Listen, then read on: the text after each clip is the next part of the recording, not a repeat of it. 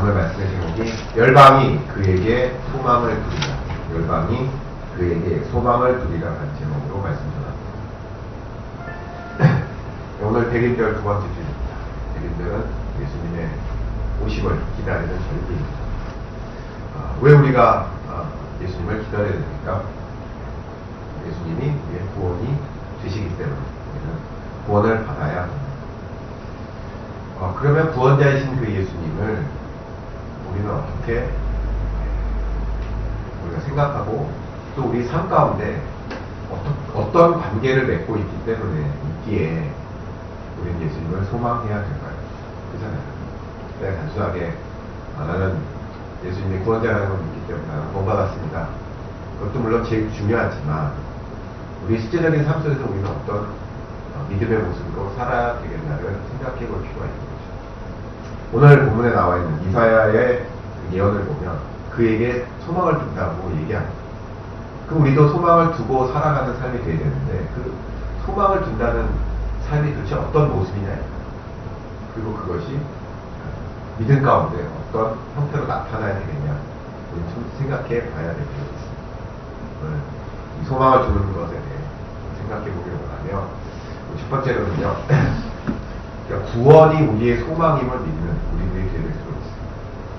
이게 무슨 의미냐면 12절에 보면 또 이사야가 이르되 이새의 뿌리 곧 열방을 다스리기 위하여 일어나시는 이가 있으니 열방이 그에게 소망을 두리라. 무슨 뜻인지 아시죠? 예수님이 이 땅에 오셔서 모든 사람의 소망의 대상이 되는 거예요. 그리고 열방은 모든 민족은 다 그를 소망해야 돼. 이사야의 예언입니다. 그리고 실제로 예수님이 이 땅에 오셨을 때 구원자로 십자가에 돌아가심으로 말미암아 소망의 대상이 되셨죠. 그런데 여기서 말하는 이 단어, 이 소망이라는 뜻에는 두 가지 의미가 있습니다. 엘피스라는 단어인데, 엘피우신이라는 단어인데, 우리는 이제 주로 여러분들 에피스라는 단어로 많이 들려질 거예요. 주변에 에피스라는 기업명도 있고, 뭐 여러 가지 단체들의 명 가운데 에피스라는 단어인데, 소망이라는 뜻이에요.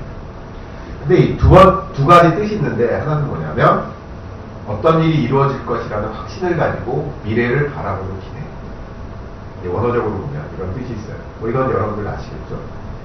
근데 두 번째 뜻에 이 엘피우신이라는 뜻 두 번째 의미가 또 하나 담겨져 있는 게 뭐냐면, 그렇게 확신을 가지고 기도하는 데에 설명할 수 있는 어떤 이유가 있어야 한다라는 그 의미가 함축되어 있는 거예요.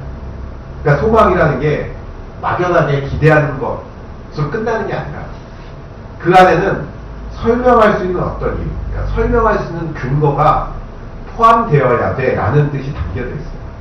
무슨 말 좀 이해가 되시겠습니까? 그러니까 그냥 막연하게 나 이걸 원해, 이걸 바래. 우린 그렇게 살 수 있어요. 우리 인간은 그렇게 상상하고 그렇게 기대할 수 있습니다. 그런데 하나님께서 주신 이유는, 하나님께서 주신 소망은 그냥 단순하게 바라보는, 그냥 기대하는 것으로 끝나는 게 아니라 그 안에 설명되어지는 어떤 이유가 있어야 돼요. 왜 우리가 소망해야 되고, 그 소망할 때 우리가 어떤 자세로 살아가야 될지를 설명해 주고 있다는 거예요.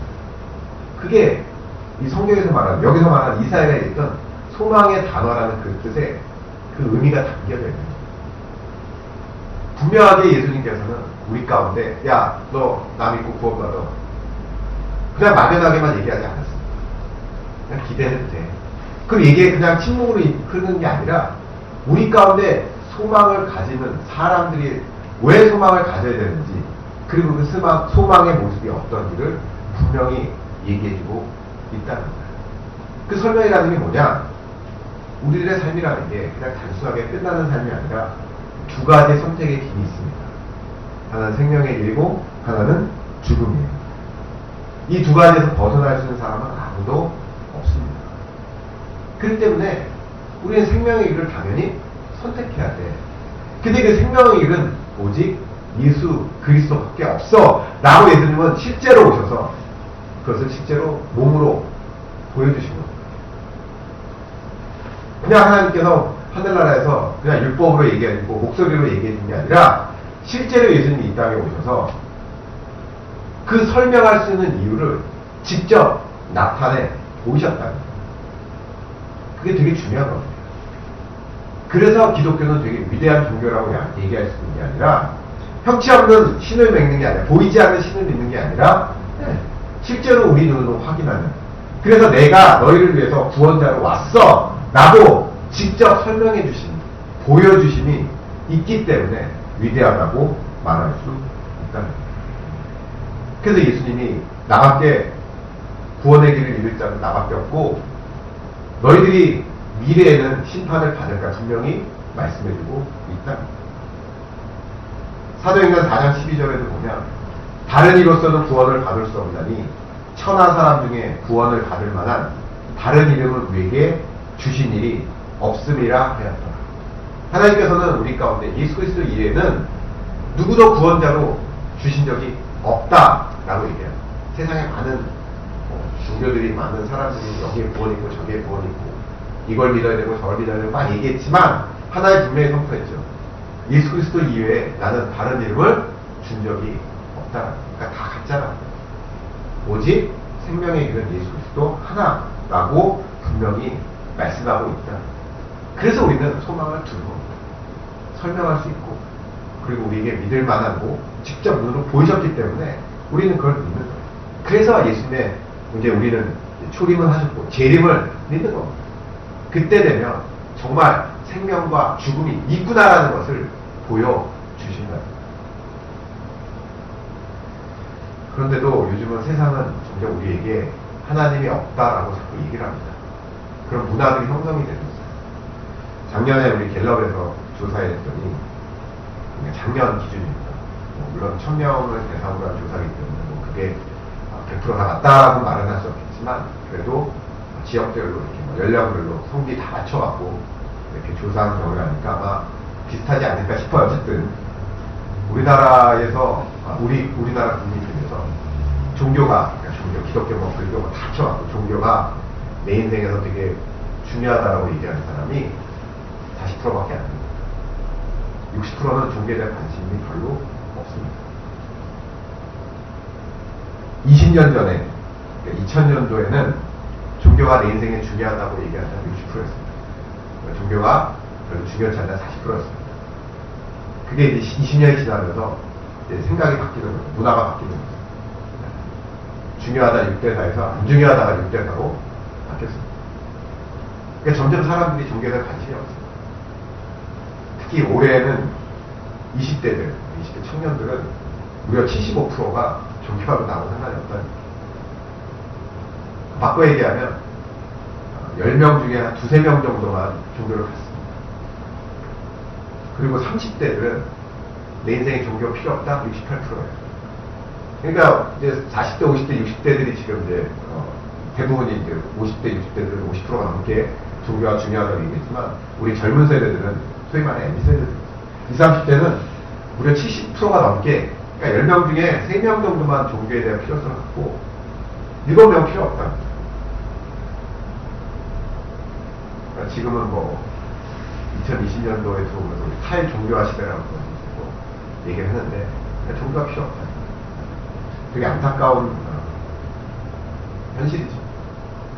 아마 이런 추세는 아마 당분간은 계속 될 거라고 저는 생각이 들어요. 종교가 필요 없다는 얘기는 뭐로 해석되냐면 지금 현재가 제일 중요하다. 얼마 몇 년 전만 해도 욜로였나요? 그렇잖아요. 내 인생 내가 중요해. 뭐 미래 뭐 별로 크게 생각하지. 지금이 중요해. 지금 즐겨야 돼. 이런 것들이 공고해지는 거죠. 인생이 만약에 그런 거라면 그게 맞다면 뭐 종교 필요 없죠. 탈 종교가 아니라 종교 자체가 없어지는 게 맞습니다. 근데 뭐 불행한 건지 모르겠지만 하나님 그렇게 얘기하셨죠. 우리 인간은 두 가지 길을 분명히 간다고 했어요. 생명의 길이냐 죽음의 길이냐. 우리는 죽음의 길로 다 갈 수밖에 없지만 예수 그리스도 오셨기 때문에 우리는 생명의 길이기에 우리는 반드시 예수 그리스도의 소망을 두고 예수 그리스도를 따라가야 돼라고 얘기하는 거죠. 며칠 전에 그 동영상을 보니까 뉴스에도 나오고 막 그러더라고요. 길이 막 퇴근 시간에 길이 막 많이 밀렸어. 막 퇴근 시간에 막히는 건 당연한데, 응급 환자 앰뷸런스가 가는데 다른 차들은 막 비켜준단 말이에요. 아무리 퇴근 시간에 이렇게 조금씩 이렇게 비켜주는데, 이렇게 이제 가서 우회전하면 바로 병원인데, 이 우회전하려면 이제 이쪽 라인을 비워줘야 되잖아요. 근데 어떤 차가 딱 비켜주고 안 비켜주는 거예요. 그냥 이제 막 환자는 이제 막 중내산에 막 이렇게 산에 딱 안 비켜주는 거예요.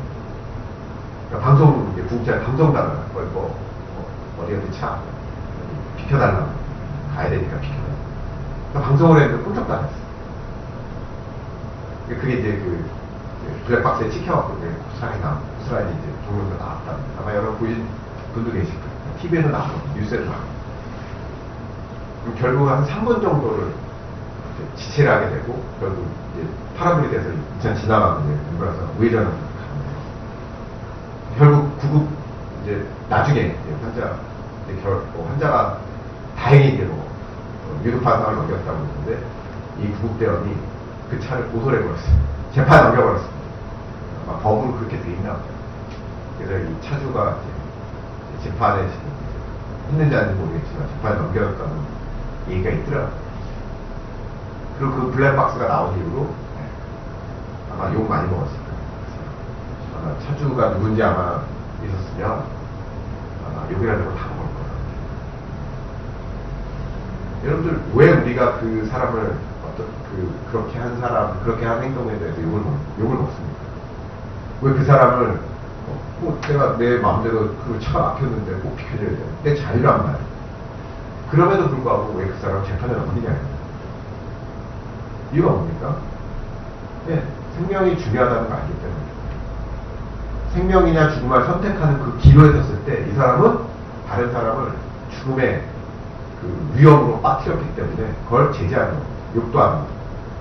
우리도 마찬가지죠. 이 땅에서는 가끔 외국이지만 죽어가는 사람 그냥 아무렇지도 않게 그냥 막 지나가고 그런 동영상도 있었잖아요. 왜 그러냐? 생명이 중요하다는 우리 너무 잘 알고 있단 말이에요. 그래서 우리가 생명을 살리기 위해서는 어떠한 것도 희생도 하고, 또 예를 들어서 어디에 뭔가 있다 그러면 어떻게 합니까? 소망을 갖는 거죠. 희망을 갖는 겁니다. 이 병원이나 저 병원이나 간사들아 안 된다, 이제 끝이다라고 했을 때 누군가가 그거 고칠 수 있습니다. 그 약으로 고칠 수 있습니다. 그럼 거기에 다 쓰잖아요. 소망을 갖잖아요. 거기에 뭔가 있다 그러면 거기다 소망을 두잖아요. 이유가 뭡니까? 그만큼 생명이 중요하기 때문에. 우리도 마찬가지. 신앙생활도 하나님께서는 말씀드린 것처럼 그냥 막연하게 믿어라 나 믿으면 구원받아 이렇게 얘기하지 않았다니까요. 예수 그리스도를 이 땅에 보내주셔서 증거하셨다는 거예요. 진짜 너희들이 소망을 가질 만한 분이라는 것을 눈으로 보이고 설명해 주셨다니까요. 되게 간단한 거예요. 그렇잖아요. 여기 있으니까, 십자가 여기 있으니까 믿음은 생명으로 가는 거고 아니면 죽음이야라고 간단하게 설명해 주셨어요. 그때 우리는 소망을 갖는 겁니다. 막연하게 이게 될런지 안 될런지 모르고 그냥 만약에 우리 상상으로 그건 받을 거야 이게 아니라 직접 보여주셨다. 우리가 대림절에 우리가 해야 될 건 뭐냐면, 그렇기 때문에 우리는 소망을 가져야 되고 설명을 가져야 돼요. 설명할 수 있어야 돼요. 그러기 위해서 여러분들이 확신에 차 있어야 돼요. 여러분들 정말 사람들에게 설명을 할 때 정말 예수님은 구원자이시고 생명을 살리시는 분이야. 그리고 우리 인생은 나중에 심판을 받을 거야라는 확신에 차서 사람들에게 소개할 수 있으십니까? 아니면 나도 조금 10% 20% 조금 의심스러운데 그런 부분이 혹시 여러분 마음 가운데 있으십니까? 대림절을 맞이해서 여러분들 마음속에 먼저는 내 신앙이 내가 소망을 두고 있는 것이 확실한가 생각할 수 있는 여러분들 되시기 바랍니다. 그렇죠? 우리가 오늘 찬송한 것처럼, 그리고 우리가 찬송가 부른 것처럼 우리는 미래에 대한 소망이 있는 겁니다. 미래에 대한 소망이 있기 때문에 오늘도 그 확신에 찬 모습으로 오늘도 소망을 갖고 예수님의 말씀 따라 살아갈 수 있다는 겁니다. 좀 다른 얘기일 수도 있지만 여러분 아시다시피 우리 장로님들이나 집사님 중에 이 서초동 그 법률 쪽에 전여사님들이 판사도 계시거든요. 또 그런 사무실에서 일하시는 분도 계십니다. 근데 여러분들 요즘 점점 교회에 관련된, 교회권에 대한 사건들이 점점 많아집니다. 옛날보다 훨씬 많이 늘어났거든요. 뭐 교회들 간의 분쟁, 목사와 또 성도들 간의 분쟁, 교회와 성도들 간의, 교회와 목사들 간의 분쟁이 점점 많아집니다. 그런 거 보면 되게 안타깝다. 그러니까 교회 내에서 해결이 돼야 되는데 해결이 안 되니까 막 세상 법적으로 가는 겁니다. 근데 거기에는 안 믿는 사람도 많잖아요. 안 믿는 사람들이 그 사건을 바라보고 다 그게 별거 아니에요. 다 재산 싸움입니다. 돈 싸움이고 뭐 그다음에 명예 싸움이고 대부분 이제 돈에 관련된 거죠. 그 사람들 봤을 때 뭐라고 생각할까요? 야, 이 사람들, 예수님 사람들, 목사님이 장로와 교회가 다 똑같구나. 네. 욕심은 있는 대로 다 내고 서로 미워하고 명예에다 고발하고 고소하고 서로 그러고 있는 거예요. 그게 무슨 의미냐? 그게 무슨 뜻으로 해석되냐? 죄송한 얘기지만 그 사람들에 대한 미래에 대한 그죠? 이런 소망이 없는 사람, 소망에 대한 확신이 없는 사람. 소망이 있으면 돈 쪽으로 손해보면 어떻습니까? 그죠? 명예 좀 내려놓으면 어떻습니까? 망가지면 어떻습니까? 그게 교회의 덕이 되고 그게 예수님 말씀대로 살아야 되는 모습이라면 당연히 그렇게 살아야죠. 그리고 그게 다 이해가 되고 용서가 돼야 되고 양보할 수 있어야 되고 희생해야 되는 건데 자기가 헌신해야 될 부분들인데 그런지 못 참는 거죠. 그 말씀이죠. 그건 미래에 대한 소망은 없습니다. 그 안에 예수님이 있냐? 뭐 제가 그걸 함부로 얘기할 수는 없겠지만 오늘 말씀해 드린 것처럼 그 사람들은 예수 그리스도께 소망을 두는 삶이 될 수가 없다는 겁니다. 그런 확신이 있다면, 소망에 대한 확신이 있다고 그러면 절대로 그렇게 못합니다. 제가 말씀드린 이유는 기독교를 비방하기 위해서 그 사람들이 잘못했다, 우리 그렇게 하지 맙시다, 그런 게 아니라 혹시 여러분들 마음 가운데, 내 마음 가운데 소망에 대한 확신이 없다는 겁니다. 꼭 그런 모습이 아니더라도 우리 삶 속에서 그런 비슷한 모습이 나올 수 있다는 겁니다. 그럴 때 우리들 대리들을 만들어서 하나님에 대한 소망이신 그 예수님을 내가 확신하고 살아가는 것을 다시 한번 생각해 봐야 될 점이 있습니다. 로마서 8장 24절에 우리가 소망으로 구원을 얻었음에 보이는 소망이 아니니 보는 것을 누가 바라니. 그러니까 눈에 보이는 어떤 그런 것들을 소망하는 것, 어떤 인간적으로 필요할 수 있겠지만 실제로 성경에서 얘기하는 것은 보이지 않는 소망이에요. 그건 뭔가 천국에 대한 소망. 내가 생명이냐 죽음이냐에 대한 어떤 그런 생각들, 예수님이 말씀하신 것. 그러나 그건 분명하게 말씀드리고 설명되어질 수 있다는 거죠. 이 소망을 더욱더 붙들고 살아가는 규칙이 바랍니다. 두 번째로는요, 여러분 날마다 성령 하나님의 강림을 믿어야 될 줄로 믿습니다.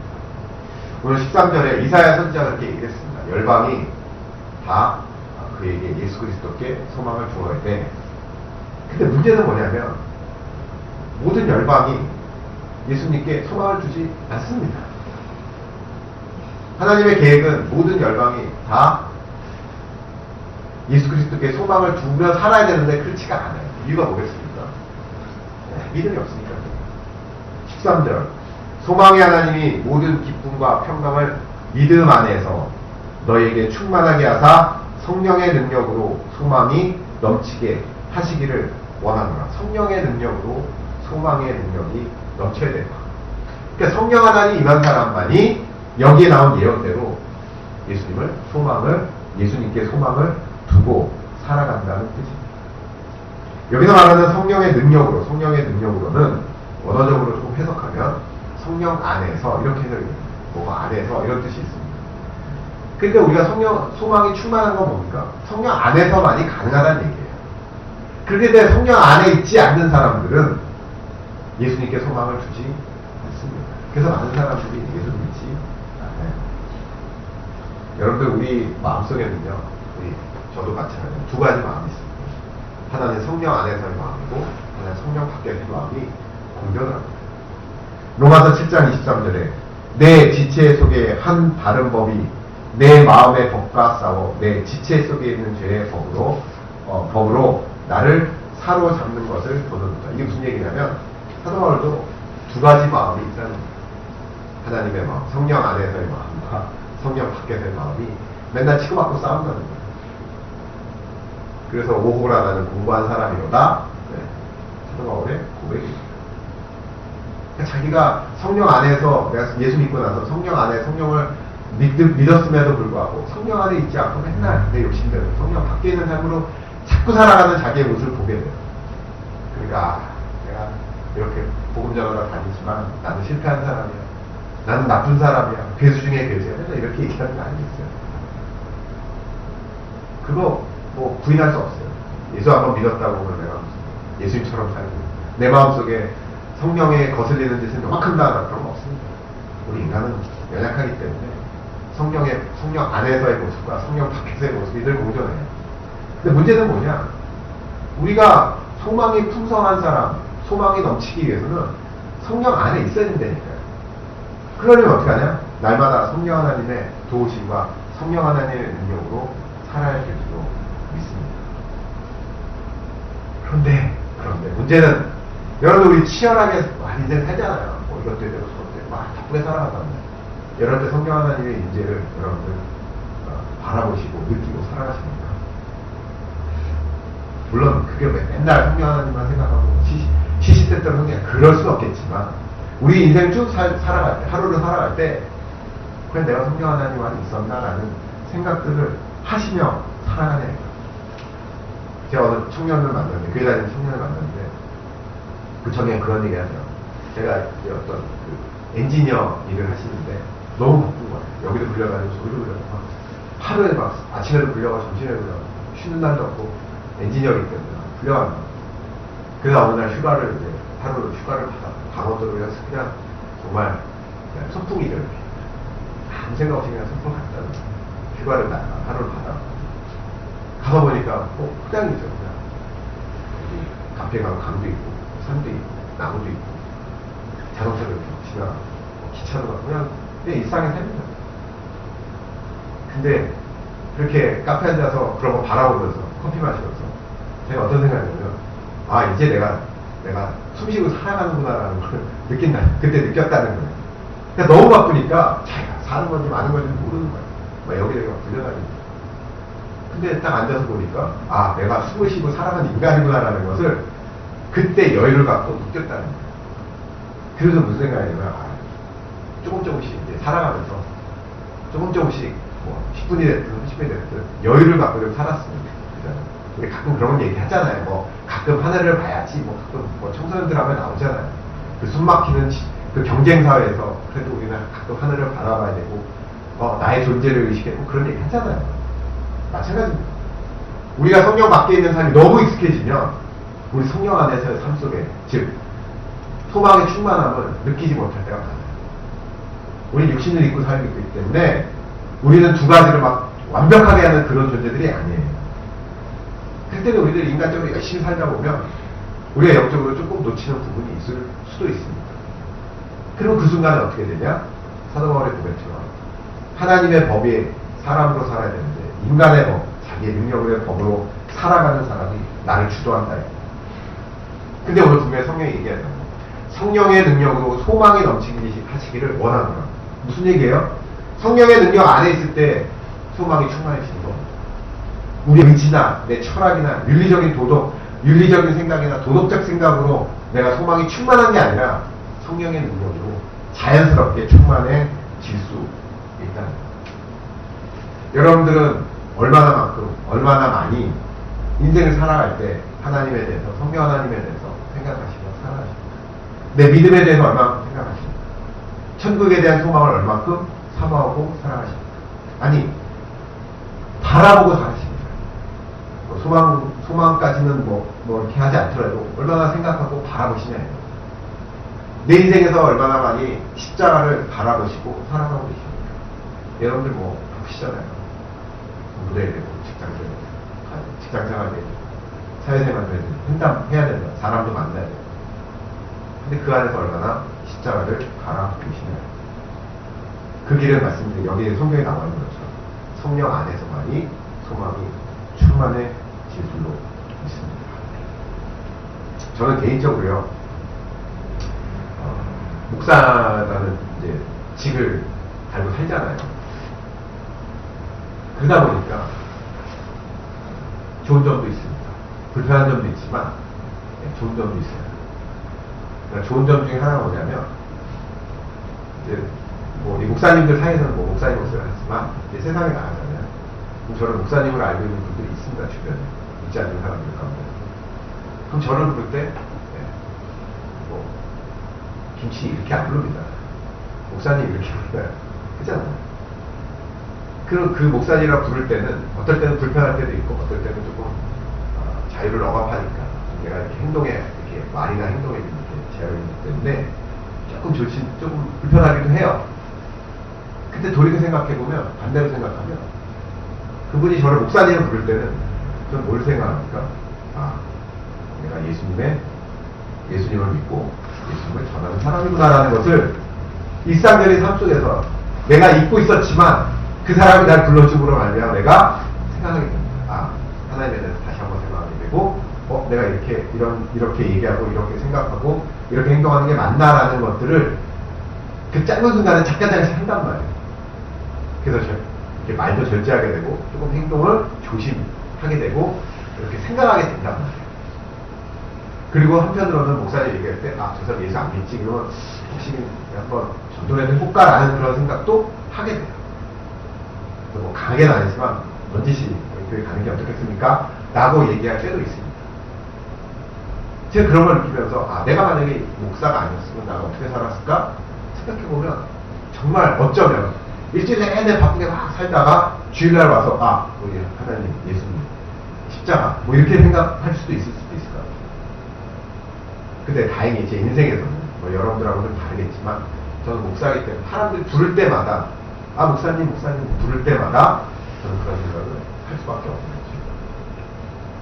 여러분들 어떻습니까? 여러분 삶 속에서 과연 하나님을 얼마나 생각하고 성령 안에 능력으로 살아가는 삶을 살아가십니까? 사도행전 2장 46절에 보면 날마다 마음을 같이하여 성전에 모이기를 힘쓰고 집에서 떡을 떼며 기쁨과 순전한 마음으로 음식을 먹고. 사도행전 초대교회는 날마다 모였던 거죠. 날마다 와서 뭐 하겠습니까? 먹고 즐기고 파티할 그게 아니라 교제하면서 하나님에 대한 생각, 믿음에 대한 생각들을 계속 하는 거죠. 자기가 잊지 않고 성령 하나님의 마가이다라 광일에 했던 성령 하나님의 역사를 계속 같이 나누면서 기억하지 않고 살아가는 겁니다. 변화를 했잖아요. 우리가 대인절에 우리 소망을 준다고 얘기해요. 소망이 뭐냐? 설명되어져야 된다라는 그 뜻이 담겨져 있습니다. 이미 예수님이 성령 시전하면서 다 설명해 주셨습니다. 그런데 우리는 날마다 예수님을 생각해요. 근데 그 생각이 내 의지적으로 되냐? 오늘 13절에 보니까 성령의 안에서. 성령 하나님의 능력을 소망하시는 사람은 또한 여러분들 되시기 바랍니다.